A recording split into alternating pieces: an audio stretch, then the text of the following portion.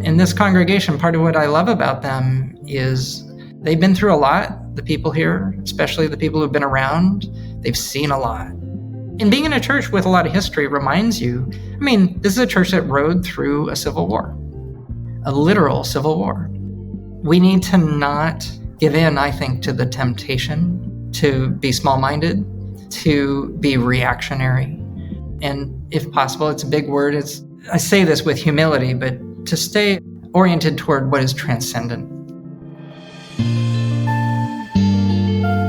Hi, I'm Brandon Nappy. Hi, I'm Hannah Black. And we're your hosts on The Leader's Way, an audio pilgrimage from Berkeley Divinity School, the Episcopal Seminary at Yale University. On this journey, we reflect on what matters most in life as we talk about all things spirituality, innovation, leadership, and transformation. Hey, Brandon. Hey, Hannah. How are you? I'm doing well. It's fun to have the buzz of a new semester. I'm teaching this semester, which is always a grand old time. How are you? I am great. I love the energy of the school year. I love the crisp mornings. I don't even mind seeing the school buses on the road and slowing me down. No, there's an energy. Even though I'm not teaching this semester, I'm teaching next semester, but just having fresh faces on campus, there's this sense of possibility. Totally. I love back to school. It's like it comes close to Christmas as far as the energy. Oh, you're so right. Yeah. I wish I had a good reason to buy a pencil box. You know what I mean? Oh my gosh. I think you should get a pencil box. I'll go get a Trapper Keeper. Did you have Trapper Keepers? Or am I dating myself? Do you know what that is? What is that? Oh my gosh, I'm so old. But the Trapper Keeper is like a notebook, a high-end notebook that you would have gotten. It folds, it has Velcro, you keep all your papers in it. There's a certain generation of folks who had like a bunch of them. Yeah. And of course, the Berkeley Center is coming along. It's almost nearing completion, and we'll gather in October with all our donors and alumni to celebrate the renovation of our beloved house that where our chapel lives, where Wednesday evening Eucharist dinners happen. So it's really super fun. I'm excited to do some podcast recording in there. I think it's going to be a good time. Absolutely. Well, this is maybe our first time doing a part 1, part 2. So what's happening now is our last episode was with alumnus and rector of St. John's Lafayette Square in DC, Rob Fisher. And this episode is part 2 of that conversation. We broke it up into 2 episodes because it was so rich. And, Brandon, I think we kind of felt like we were recording history in a way, because this episode is going to delve into what it was like to be the rector of such a public church institution during 2020. Yeah, that's right. I think a lot of people would remember when Donald Trump went and spoke in front of St. John's Lafayette Square. It was quite controversial. And we're getting a little bit of the behind the scenes of what led up to that day, what was actually happening while President Trump was there at St. John's. And I feel like this history might not be documented anywhere else, actually. So it's a real interesting sneak peek. It certainly raises a lot of political and theological questions. And it speaks to our wonderful alumnus, Rector Rob Fisher's keen sense of leadership and what it means to be a Christian leader whose responsibility is to something much higher. And so I'm so glad we can tell this story. Absolutely. Please enjoy.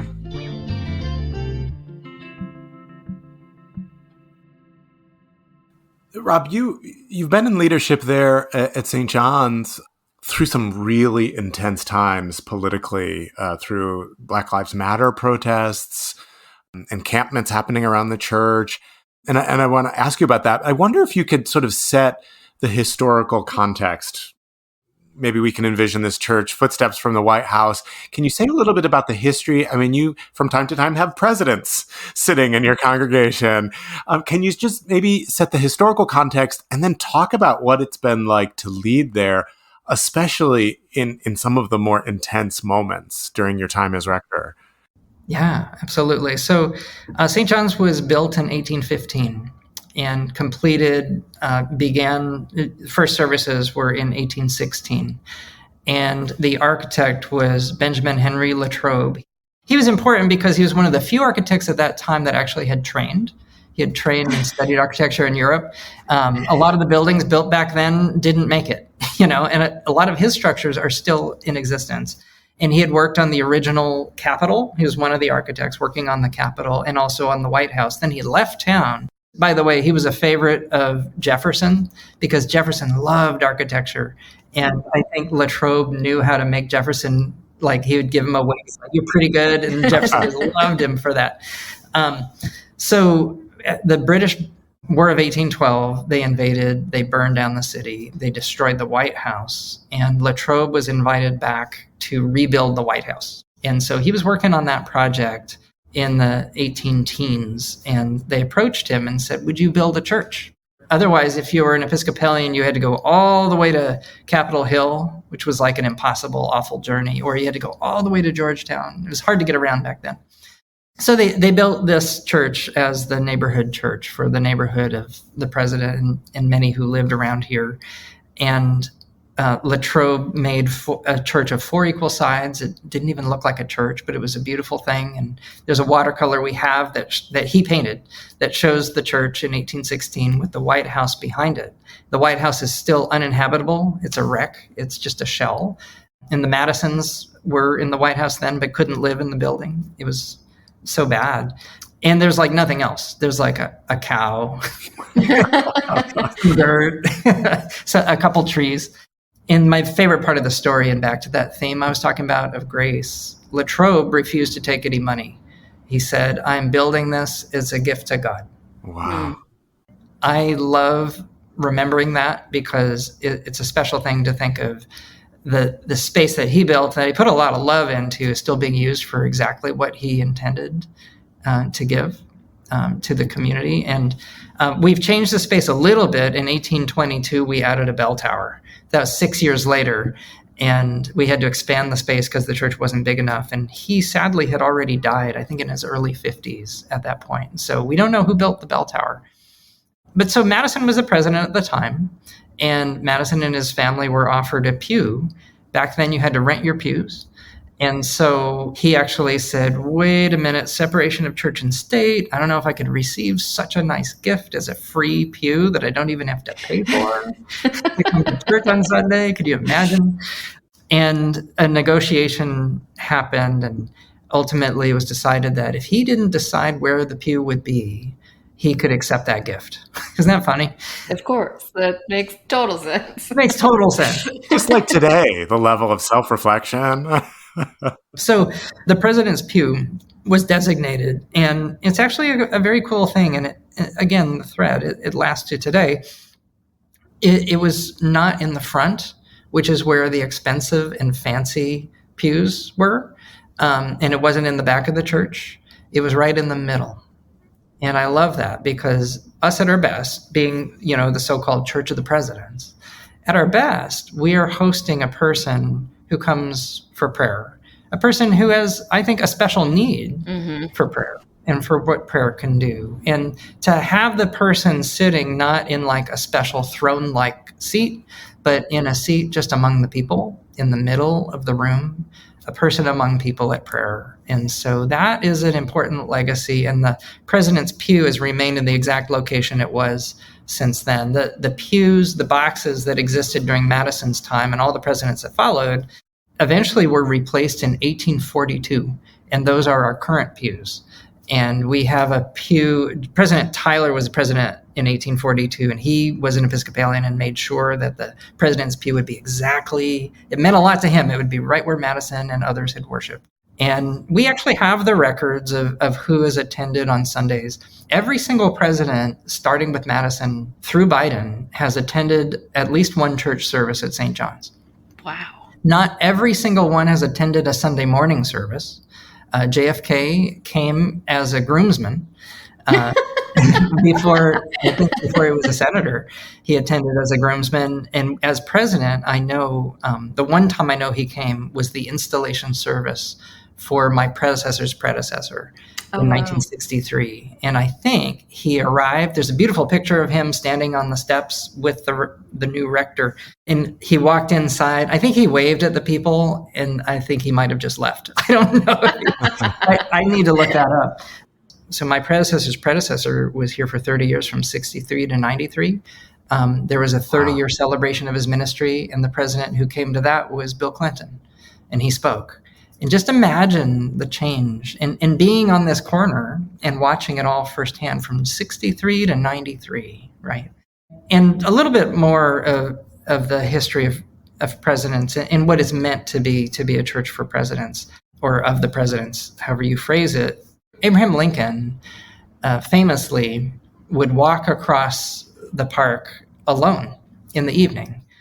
When we had evening services in the middle of the week, he would walk across alone and arrive a little after the service started and sit. And he did attend on Sundays a few times, but his main church was a Presbyterian church down the street.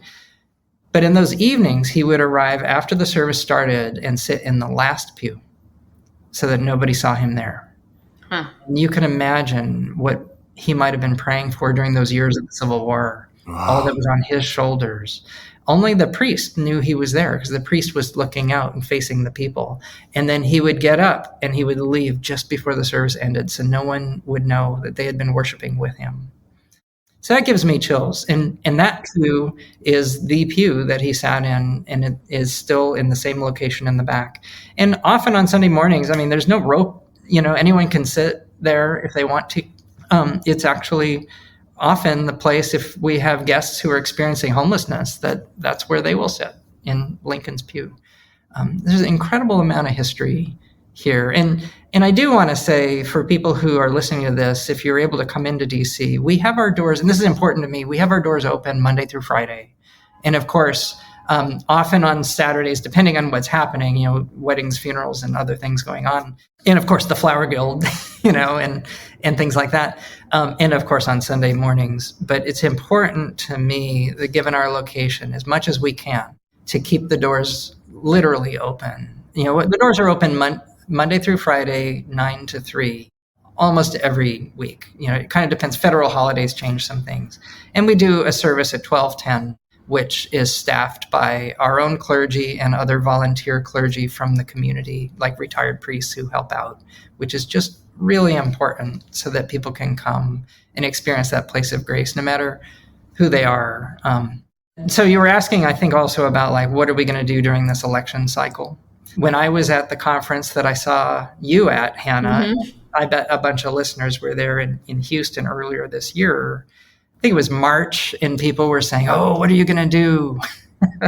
It kind of made me nervous, to think about it, because it's true. But the mindset that I was in then, and really is still the same mindset I'm in now, is nobody can predict what is going to happen. And in March, we couldn't predict what has happened in the last few weeks. Oh my goodness. Yeah, if somebody had seen the future and told us back at Episcopal Parish Network what it was going to be like in July, we would have said, go take a nap, you're crazy. That's right. Exactly, right? So we don't have any fancy special plans for the fall, but the basic plan is to stay mature. And in this congregation, part of what I love about them is they've been through a lot. The people here, especially the people who've been around, they've seen a lot. And there's wisdom in having that perspective. One thing that I get a lot out of at a time like this is reading history. And when I read scripture, the benefit that I get of the perspective it gives, that our lives are just a little blip, And being in a church with a lot of history reminds you, this is a church that rode through a civil war. A literal civil war. So we need to not give in, I think, to the temptation to be small-minded, to be reactionary. There's so much to tempt us to all those things out and around. My wife is a journalist. I care a lot about journalism.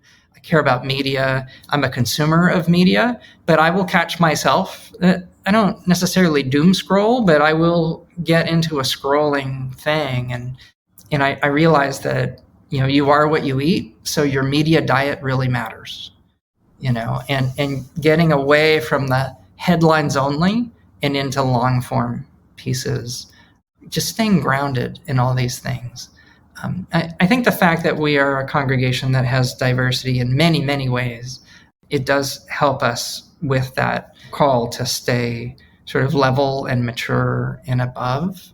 And if possible, it's a big word. It's I say this with humility, but to stay oriented toward what is transcendent, and not get dragged into the baser levels of so much. It seems like you and the congregation, and I'm struck by how much you're talking about yourself as sort of part of this community. It's not just you over there. It seems like you and the congregation have learned a lot from institutional wisdom after doing things like living through the Civil War. But then have you learned anything in particular from living through the chaos of things like Black Lives Matter protests and vandalism? And am I right in remembering that your church is the one that former President Donald Trump was holding up the upside down Bible in front of? You're all right. over the news. And Yeah. I mean, you couldn't have seen these things coming. And it seems like the church handled these events with a lot of grace. But I wonder if you have personally learned anything from these experiences.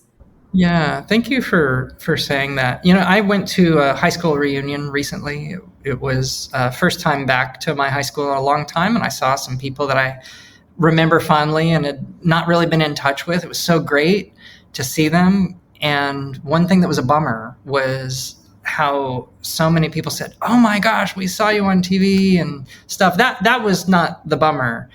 The bummer was that what everybody was so fixated on was that moment of the photo op with the Bible. Right. As if that is the most important thing about St. John's Lafayette Square. That made me so sad. Yeah. This church is so much more than that blip and really weird, thing that happened. So it was also kind of funny because there were many people who knew I was a priest. We hadn't been in necessarily close touch, but when that photo hit everything, it's one of the most famous images of 2020. People saw my name and they're like, "Oh, now we know where Rob landed." I guess he's at because my name is right behind the president. Yeah. Oh, right. Yeah, it's crazy. So I got here in the summer of 2019. And I will tell you what I noticed right off the bat was this is a company town, as we all know. It was a company town where the company wasn't doing very well, the livelihood and sort of the thing that makes everything run. And I could feel a heaviness in a big way during that time. And I was just still kind of like getting to know the place, getting to know the people, 6 or 7 months until like all of a sudden COVID and the world shuts down. And so then we are like churches everywhere, we're reinventing so much of what we do. And we have the opportunity to become a church without walls and, starting to explore the ministry of actually broadcasting, sending out. So that's all happening, and it's a creative thing and a challenge. And then George Floyd is murdered in May. And I actually... interestingly happened to be out of town because my wife, her dream is for me to have like a teaching job or something that we don't have to be like on weekends working. And I shouldn't say this.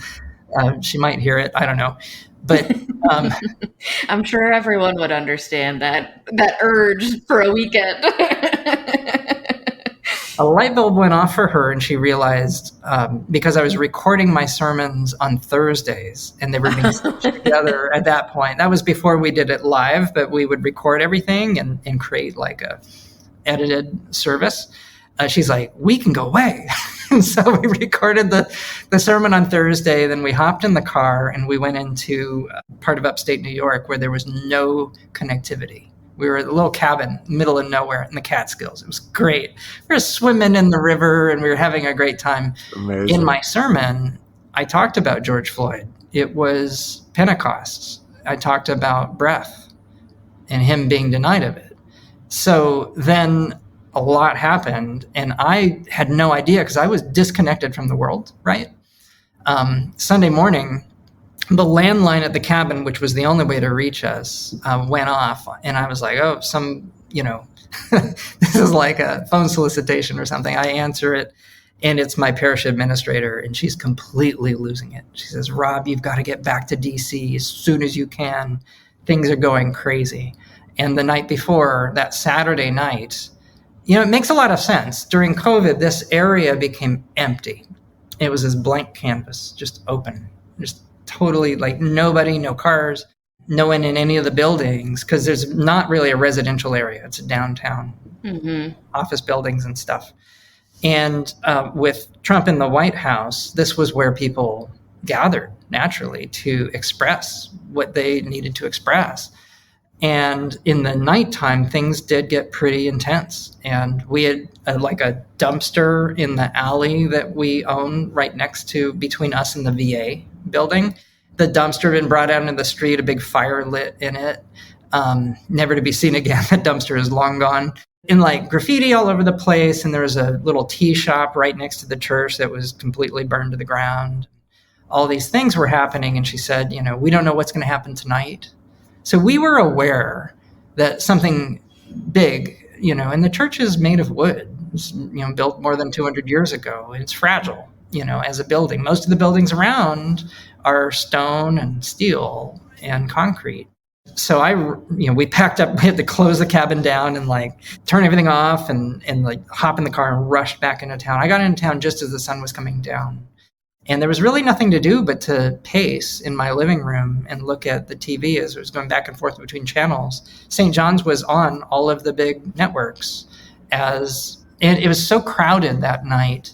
And during the day, the peaceful protests were peaceful. It was just masses of people marching in the park and chanting and being with each other. But at night, it was getting super intense. And I started getting texts from people and they said, the church is on fire. And I was like, no, I see the church right now on CNN in front of me, and it's not on fire. I do see a huge fire in the middle of H Street right next to the church, but that's probably what you think is the church on fire. And then they're like, okay. And then I got other texts from other people. It's like, the church is on fire. It was a very uncomfortable experience, as you could imagine. Interestingly, also, it was so many people that the camera crews couldn't move around the crowd. They were packed in. They couldn't go from one location to another. So there would be like a anchor person and a camera, and the different stations had different vantage points. Well, it turns out that one channel I wasn't watching, starts with a F, was the channel that had the vantage point on the fire. That's why I didn't see it. Oh my goodness. And finally, somebody sent me actually a text that had the video of the fire. And it wasn't our church building, fortunately, thank God. It was the basement of our parish house building, which is a next door building that became part of church property in recent decades, but it was built in 1836. It used to be someone's home. And in the basement of it was our nursery. We've moved, the nursery now is in a actually better location, but there were some steps. You can step down and out of the way and no one could see you. And no one knows who did it. There was a little glass window on an emergency exit in the nursery, and they broke the glass and threw a Molotov cocktail into the nursery. Now, we'll never know who did it. There is a parishioner of mine who is African-American, who is kind of a legend in the DC community for his involvement in so many things, but he's been involved in civil rights, including also gay civil rights. And he sent me, every email this guy ever sends me is like worth saving. He sent me, usually they're long. This was a 1-sentence email. He said, "Black people don't burn churches." Like I said, we'll never know probably who did it, but I believe that. I believe my parishioner and friend was 100% on that. And it's hard because after this very public fire in a church building, of course, the world all has opinions. Right. A lot of opinions. And it's another one of these very tiny slices of the story of the church that now everybody's focusing on. Absolutely. And so the next day we had so much press. And actually that night, once the crowds cleared, the fire people couldn't get to the site because there were too many people. So the fire was just going to do what it was going to do. I mean, it was that intense, right? It wasn't until, I don't know the timeline, maybe it was an hour later when eventually the crowd started dispersing. The fire trucks came, they put out the fire.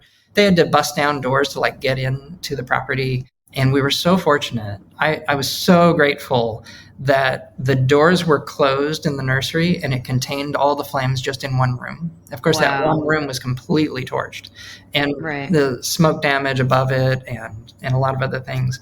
I was actually called to come down. They said, we need someone to like lock the doors. And it was actually a joke. I arrived at the church about 1 a.m.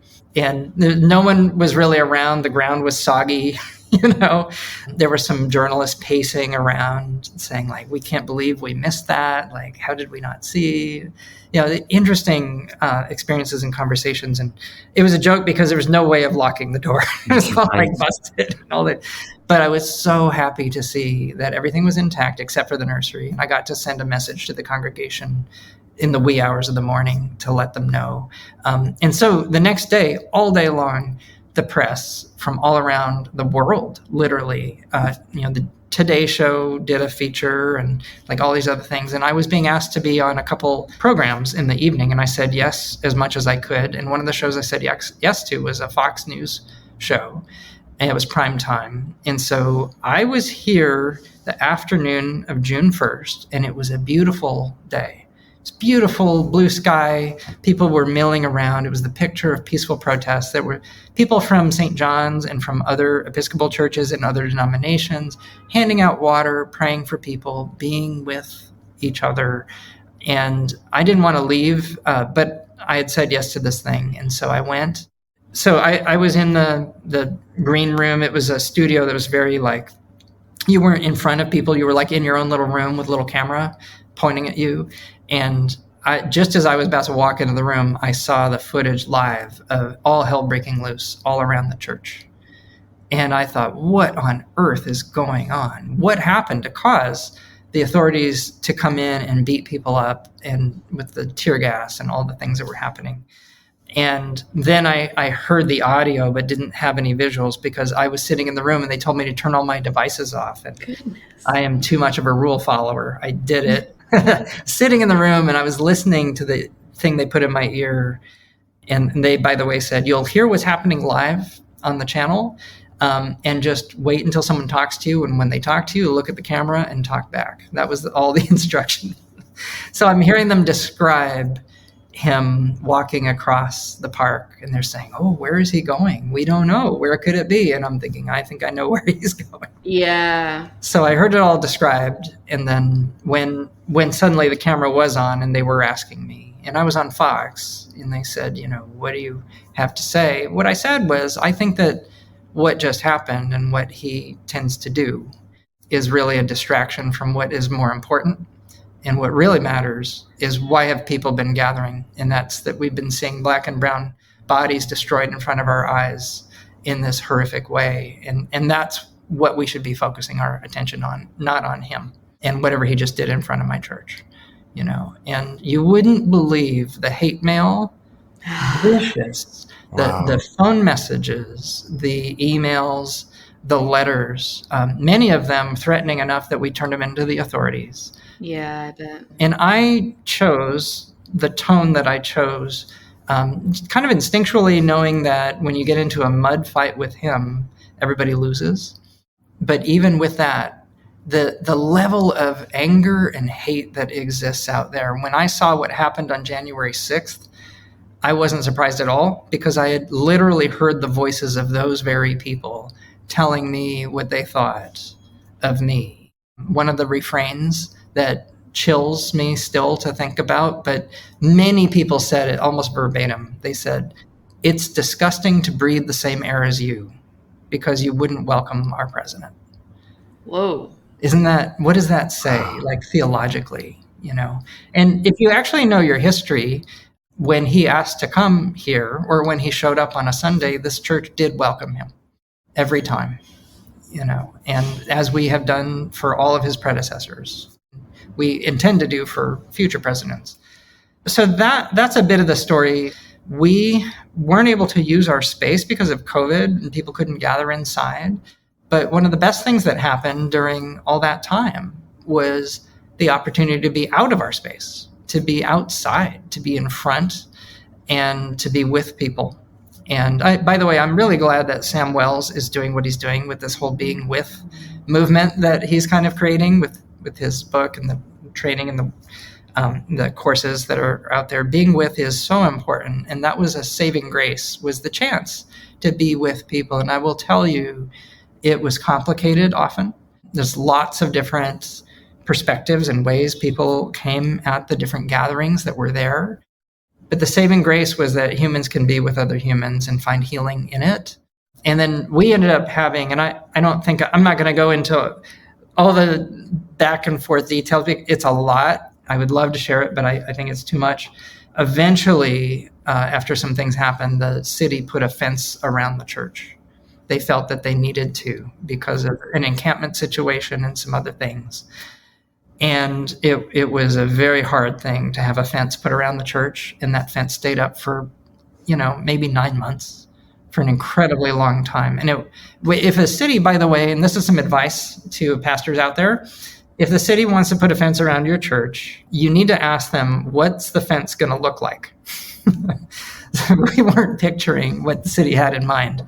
The fence they put up was an 8-foot tall non-scale fence that also had jersey barriers, these concrete barriers, like a moat all around. And they had 24 cops, 24/7, all lining.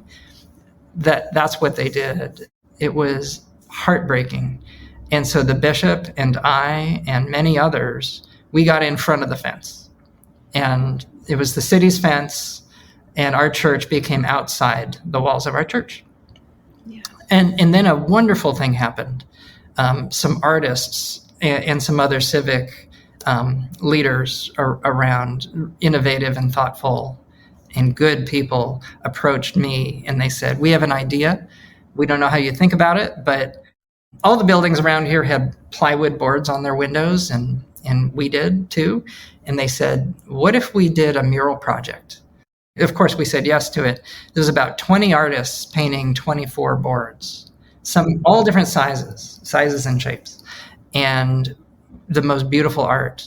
And what ended up happening, in a mostly nonverbal way, though there were a few words, it was mostly nonverbal, for those roughly 9 months that we had to endure being a church enclosed with a fence. We also had something that spoke above and beyond it.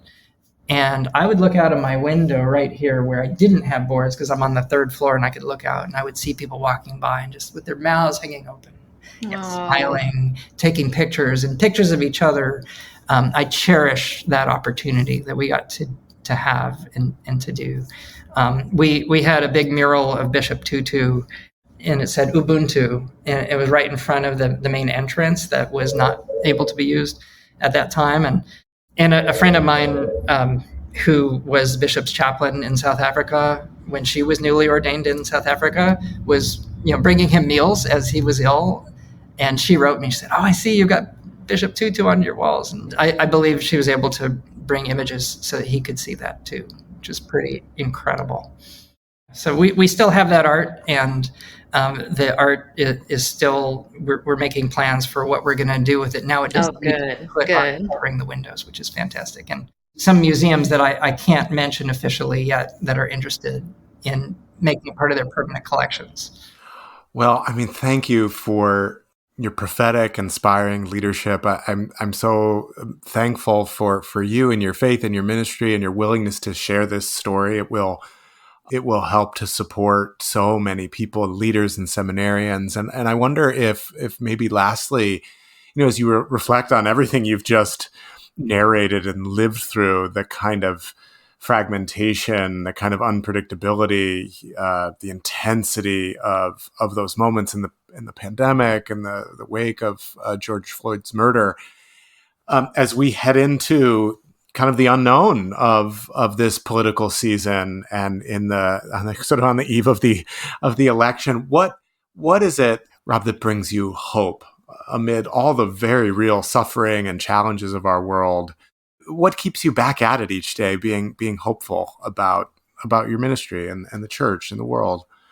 Well, yeah, it's a really great question. I think back to what I said about media diet is important, and if you just fill yourself with all of the alarming and true stuff that's out there, it's going to be very hard for you to remain grounded in any hope.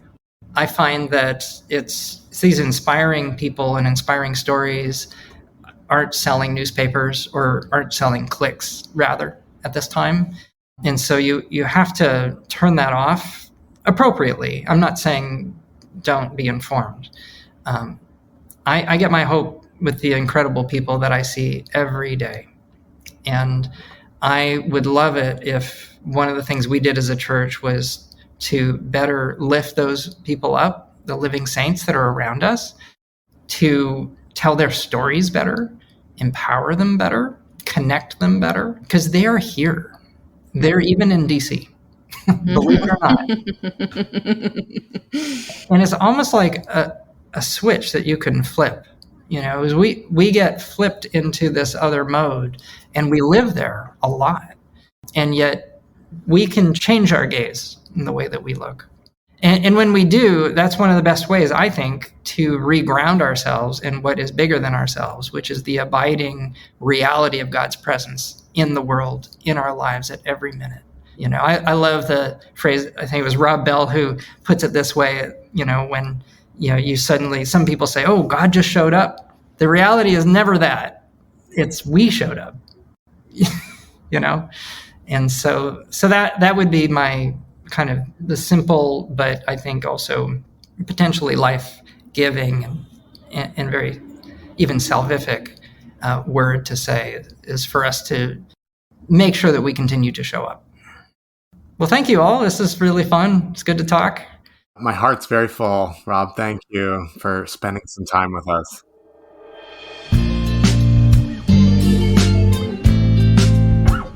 Thank you for listening to The Leader's Way. We hope you were encouraged and inspired. To learn more about this episode, visit our website at berkeleydivinity.yale.edu/podcast. Rate and review us and follow the podcast to make sure you never miss an episode. Follow Berkeley at Yale on Instagram for quotes from the podcast and more. Until next time. The Lord be with you.